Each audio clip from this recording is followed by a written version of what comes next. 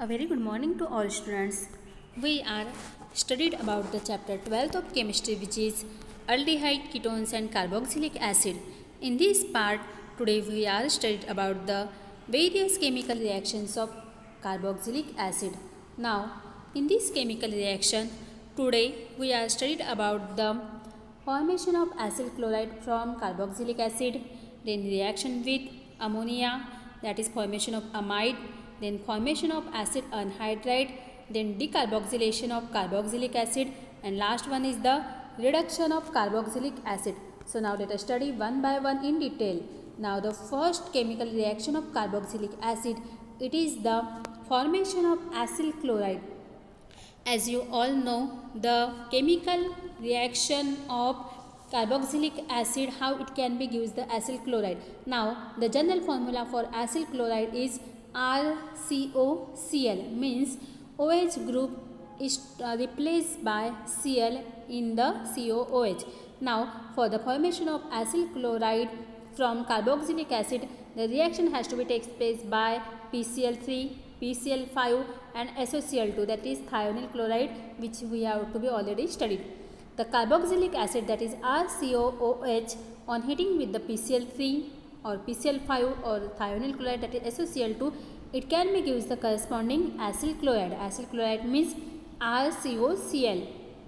The thionyl chloride, that is SOCl2, is preferred because the byproduct form are in the gaseous state, that is so they can be easily escape from the reaction mixture. Reaction मिक्सचरमध्ये जे SOCl पासून जे आपल्याला thionyl क्लोराईडपासून by product मिळते ते easily escape होत असते. त्यामुळे आपण शक्यतो PCl3 आणि PCl5च्या कंपॅरिझनमध्ये त्याला आपण प्रिफर करत असतात. In this reaction the OH group of COOH is replace by Cl. म्हणजे हा जो आपण म्हणू शकतो की कार्बोक्सिलिक ॲसिडमध्ये RCOOH ग्रुप आहे, त्याच्यापैकी हा जो OH ग्रुप आहे हा आपण Clने रिप्लेस करतो आणि या ठिकाणी आपल्याला RCOCl मिळते आणि ज्याला आपण म्हणत असतो acyl chloride. Now study about their chemical reaction. हा जो आहे केमिकल फॉर्म्युला आहे कार्बोक्सिलिक ॲसिडचा RCOOH, ज्याच्यामध्ये एक कार्बोनिल ग्रुप आहे CO, ज्याच्यामध्ये कार्बन पॉझिटिव्ह ऑक्सिजन निगेटिव्ह, दुसरा जो आहे OH हायड्रॉक्सिल ग्रुप आहे. त्याची रिॲक्शन जर आपण SOCl2 थायोनिल क्लोराईडसोबत केली, त्याला हीट केला, तर या ठिकाणी आपल्याला RCOCl मिळत असते आणि जो उरलेला ग्रुप आहे की ज्याच्यामध्ये SO आणि हा एक ऑक्सिजन मिळून SO2 होते आणि एक H आणि हा Cl मिळून इथे ClHCl मिळत असते. आता या ठिकाणी SO2 वगैरे जे आहे ते इझिली गॅसेस स्टेटमध्ये असल्यामुळे एस्कॅप होत असते.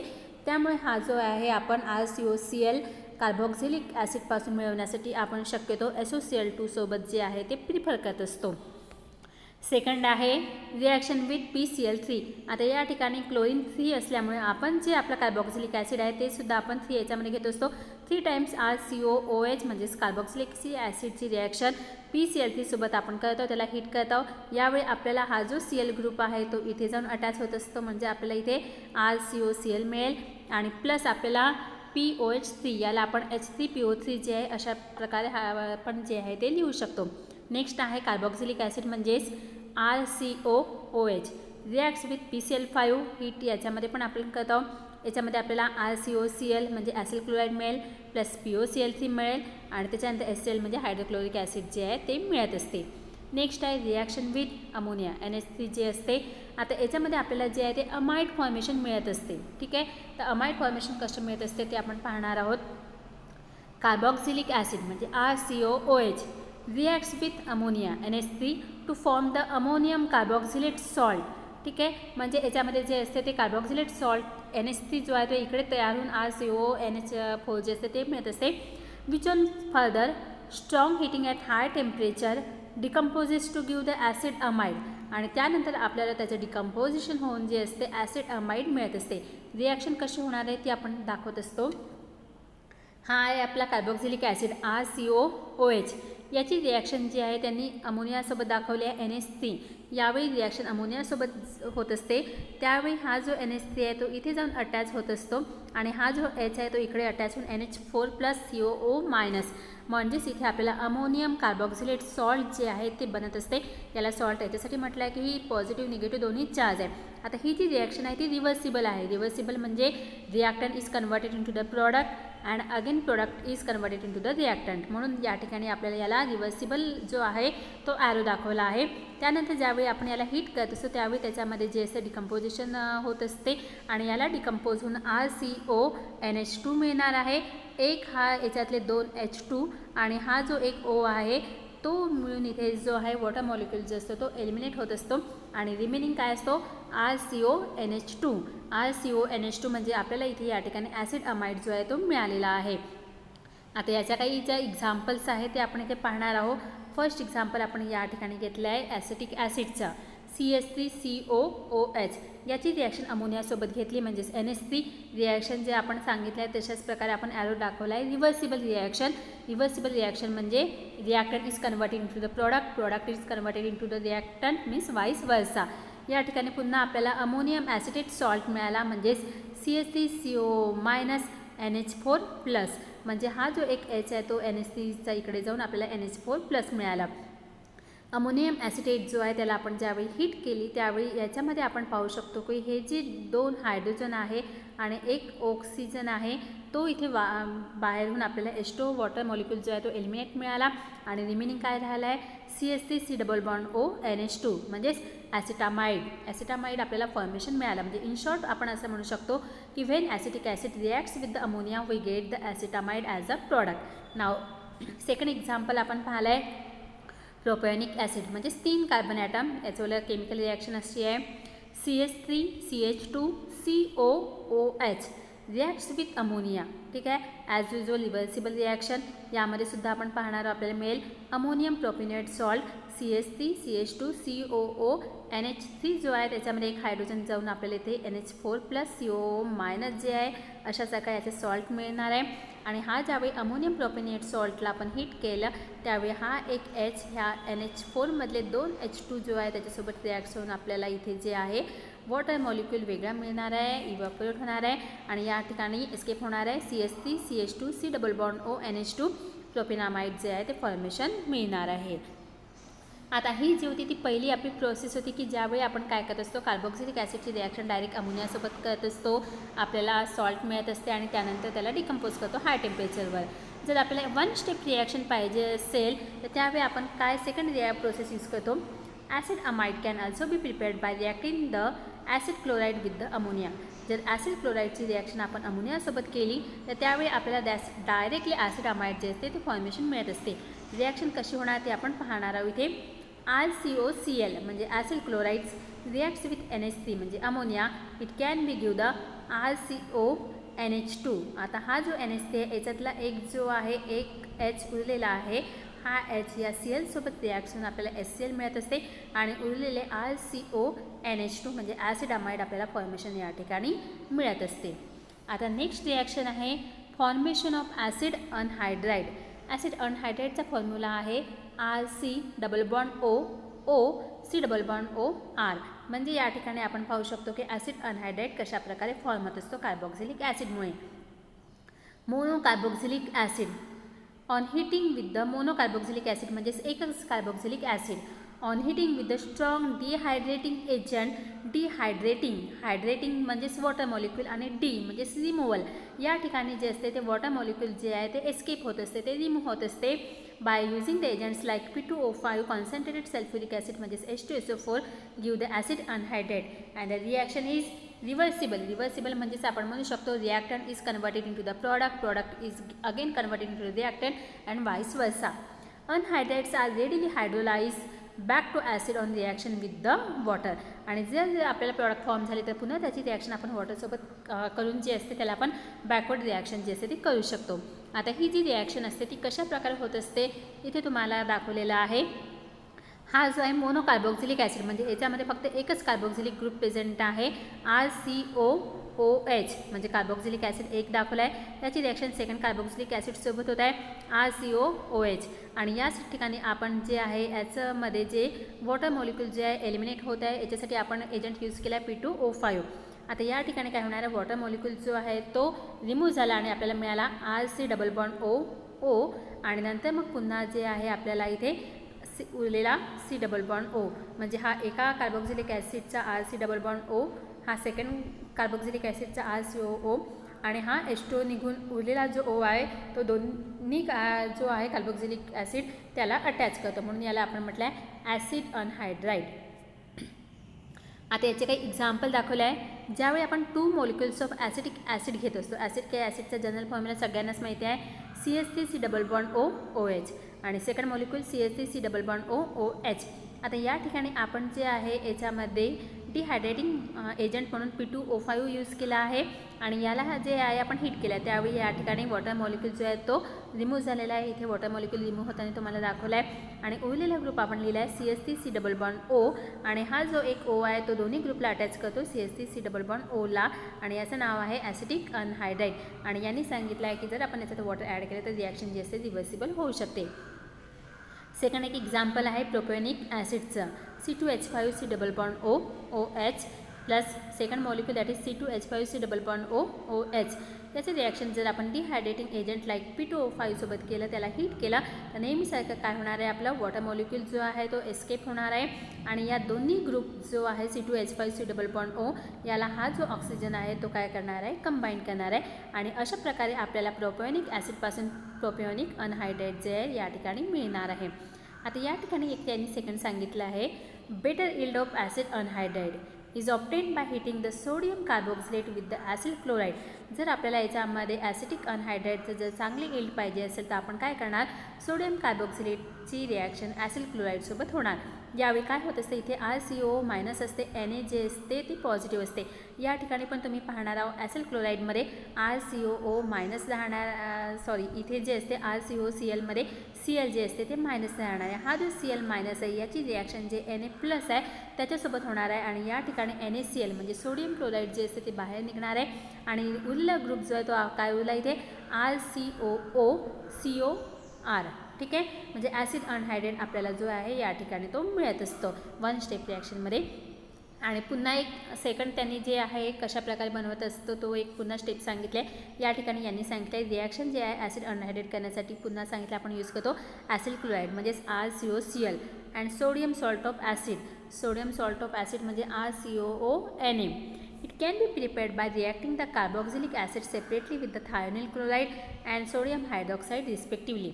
आता आपल्याला RCOCl जर कार्बोक्सिलिक ॲसिडपासून मिळवायचं असेल तर आपण कसं मिळवतो, ही जी केमिकल रिॲक्शन आहे आपण ती फर्स्ट स्टेपमध्येच पाहिली होती की when RCOOH reacts with thionyl chloride म्हणजेच SOCl2 it can be gives the RCOCl.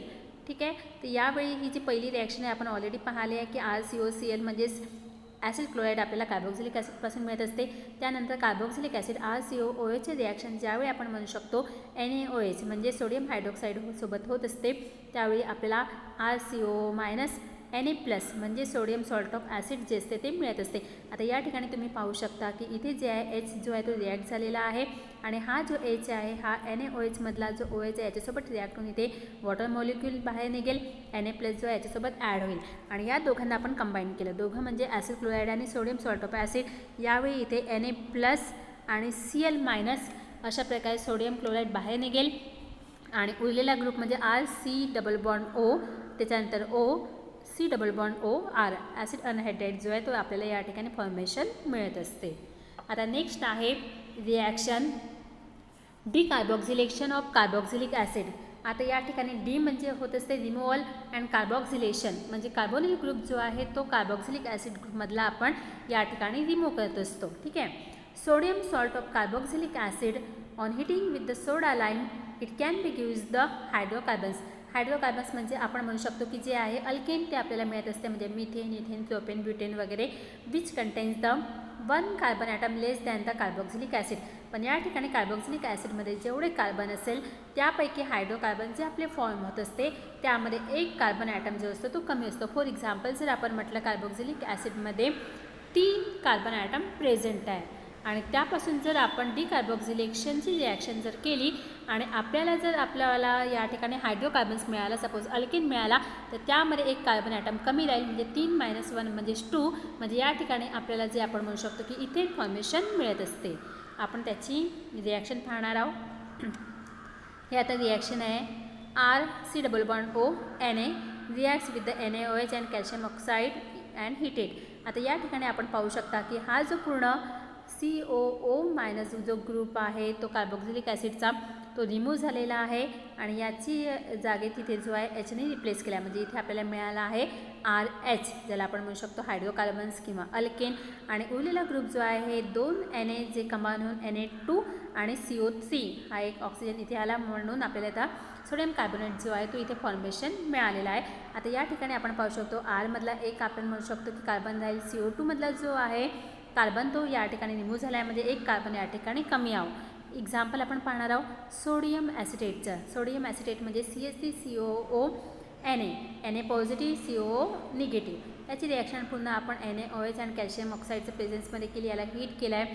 तर यावेळी आपण असं पाहू शकतो हा Na रिप्लेस केला आहे या ठिकाणी Hनी, आणि काय बनणार आहे ते CH4 म्हणजेच मिथेन, आणि उरलेला ग्रुप Na2CO3 या ठिकाणी जो आहे बाहेर निघालेला, एस्केप झालेला आहे. आता या ठिकाणी सोडियम ॲसिडेटमध्ये तुम्ही पाहू शकता 2 कार्बन ॲटम आहे, 1C अँड 2C, पण ज्यावेळी मिथेन फॉर्म होत असते त्यावेळी एकच कार्बन ॲटम मिळते. मीन्स इन शॉर्ट आपण अशा प्रकारे याला म्हणू शकतो की 1 carbon atom less than the sodium acetate, किंवा जे रिॲक्टंट असते त्यापेक्षा प्रोडक्टमध्ये जे आपल्याला हायड्रोकार्बन मिळत असते तिथे एक कार्बन ॲटम आपल्याला कमी पाहायला मिळत असतो. त्यानंतर लास्ट रिॲक्शन आहे रिडक्शन ऑफ कार्बोक्सिलिक ॲसिड. ही रिॲक्शन आपण याआधी पण पाहिली होती, how the reduction of carboxylic acid is takes place. The carboxylic acid are reduce to the primary alcohol by the powerful reducing agent like lithium aluminium hydride म्हणजे LiAlH4. आता यावेळी आपण म्हणू शकतो की कार्बोक्सिलिक ॲसिड म्हणजे RCOOHचे जर आपण रिडक्शन करत असेल, पण यावेळी आपल्याला रिड्युसिंग एजंट जो असतो तो पॉवरफुल पाहिजे असतो LiAlH4 म्हणजेच लिथियम ॲल्युमिनियम हायड्राईड. त्यावेळी आपण पाहू शकतो की कार्बोक्सिलिक ॲसिडचं कन्वर्शन आपल्याला प्रायमरी अल्कोहोलमध्ये मिळत असते, म्हणजे RCOOH group is converted into the ROH group. The carboxylic acid can also be reduce to by the diborane. ठीक आहे, आणि ही जी रिॲक्शन आहे ती कशा प्रकारे होत असते ती या ठिकाणी दाखवलं आहे RCOOH. याची रिॲक्शन जर आपण lithium aluminium hydride LiAlH4 in presence of dry इथर केलं तर या ठिकाणी आपल्याला RCH2OH म्हणजे जे आहे प्रायमरी अल्कोहोल ते फॉर्मेशन आपल्याला इथे मिळत असते बाय द रिडक्शन रिॲक्शन. याचे काही आपण एक्झाम्पल पाहूया. इथे आहे सायक्लोप्रोपेन कार्बोक्सिलिक ॲसिड. तर या ठिकाणी जो COOH ग्रुप असते त्याचं कन्वर्शन जे आहे CH2OH मध्ये होत असते, म्हणून आपल्याला मिळेल इथे सायक्लोप्रोपिल मिथॅनॉल. आणि या ठिकाणी आपण रिडक्शन करण्यासाठी एजंट यूज केला आहे LiAlH4 in presence of the इथर. आणि इथे जे आपण म्हणू शकतो की आपल्याला SCO+ जो आहे तो बाहेर निघालेला आहे. आता एक सेकंड एक्झाम्पल पाहिलं यांनी बेन्झोइक ॲसिड. बेन्झोइक ॲसिडमध्ये सुद्धा ज्यावेळी रिडक्शन होत असते LiAlH4 जे आपण इथरमध्ये सॉल्वंट म्हणून यूज करत असतो, यामध्ये सुद्धा COOHचं कन्वर्शन आपण पाहू शकतो CH2OH मध्ये होत असते, म्हणजे प्रायमरी अल्कोहोलमध्ये, आणि बेन्झोइक ॲसिडचं कन्वर्शन आपल्याला बेन्झिल अल्कोहोलमध्ये होत असते. वॉटर मॉलिक्युल जो आहे तो एस्केप होत असतो. आणि लास्ट आहे uses of carboxylic acid. First use आहे formic acid. It is use in the rubber, dyeing and leather industries. Leather जे आपण म्हणू शकतो की लेदरपासून जे आपण ज्या पर्स असतात, जे शूज असतात किंवा जे जॅकेट वगैरे आपण पाहत असतो, तर ते सुद्धा बनवण्यासाठी आपण इथे फॉर्मिक ॲसिडचा यूज करत असतो. ॲसिटिक ॲसिड जे सगळ्यांना माहिती आहे त्याचा फॉर्म्युला आहे CH3COOH. It is use as a vinegar in the food industry. Food इंडस्ट्रीमध्ये आपण जे ज्या प्रिझर्वेशनसाठी म्हणून किंवा जे टेस्टिंगसाठी जे यूज करत असतो विनेगर, तर ते सुद्धा जे आहे ॲसिडिक ॲसिडपासून आपल्याला यूज होत असते. त्याच्यानंतर आहे butyric acid. It is present in the butter. Butter जे असते त्यामध्ये ब्युटॅरिक ॲसिड प्रेझेंट असते which is responsible for the odour of the rancid butter, आणि त्याच्यामुळे बटरचा तो स्मेल येत असतो. Adipic acid. It is use in the manufacturing of the nylon 66.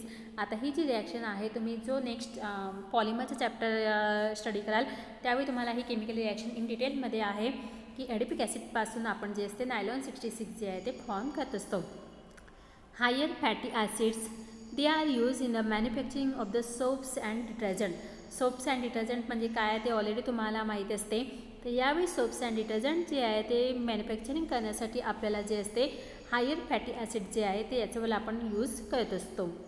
तर आज आपण अशा प्रकारे chemical reactions of carboxylic acid पाहिला आहे की त्याच्यामध्ये त्याचे आपण रिडक्शन रिॲक्शन पाहिलेली आहे, डिकार्बोक्सिलेशन ॲसिड रिॲक्शन पाहिलेली आहे, acid chloride formation, amide formation जे आहे ते वेगवेगळे रिॲक्शन्स पाहिले आहे. आणि त्यानंतर आपण जे आहे वेगवेगळे युजेस ऑफ कार्बोक्सिलिक ॲसिड आहे ते सुद्धा आपण जे आहे ते स्टडी केलं आहे. तर आज आपण या ठिकाणी हा जो चॅप्टर आहे 12th aldehyde ketones and carboxylic acid तो या ठिकाणी जो आहे आपल्याला संपलेला आहे.